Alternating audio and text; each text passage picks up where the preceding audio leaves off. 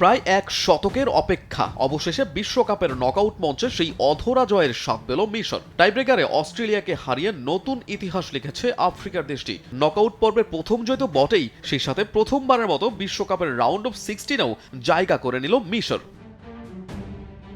7 বারের মহাদেশীয় চ্যাম্পিয়ন হলেও এটি তাদের মাত্র চতুর্থ বিশ্বকাপ। এবারের আসরের আগে বিশ্বকাপের মূল পর্বে একটিও জয়ের স্বাদ পায়নি তারা। কিন্তু এবার যেন গল্পটা ভিন্ন। গ্রুপ পর্বে 1 জয় ও 2 ড্রয়ে রানার্স আপ হয়ে রাউন্ড অফ 32-তে পা রাখে মিশর।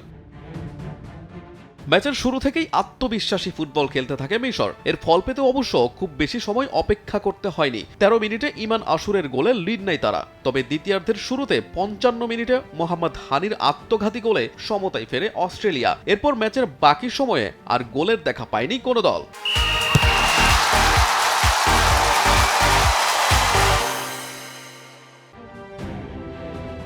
নির্ধারিত 90 মিনিট 1-1 গোলের সমতায় শেষ হলে খেলা গড়ায় অতিরিক্ত সময়ে। সেখানে একের পর এক আক্রমণ চালায় দুই দল, তবে অধরা সেই গোলের দেখা পায়নি কোনো দলই। ফলে খেলা গড়ায় টাইব্রেকারে। আর সেখানেই যেন ভাগ্য সহায় হলো মিশরের। হ্যারি শুটারের নেয়া প্রথম শটটি চলে যায় গোলবারের ওপর দিয়ে, আর লুকাস হেরিংটনের নেয়া চতুর্থ শটটি ফিরে আসে পোস্টে লেগে।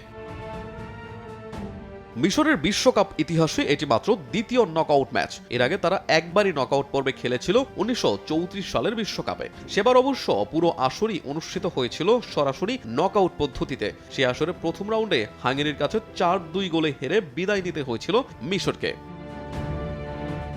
ঐতিহাসিক এই জয় মিশরের ফুটবল ইতিহাসে নতুন এক মাইল ফলক। আর সেই স্বপ্ন আরও দীর্ঘ করার লক্ষ্য নিয়েই এবার রাউন্ড অফ 16-এর প্রস্তুতি নেবে মিশর। আহমেদ হৃদয়, সময় সংবাদ।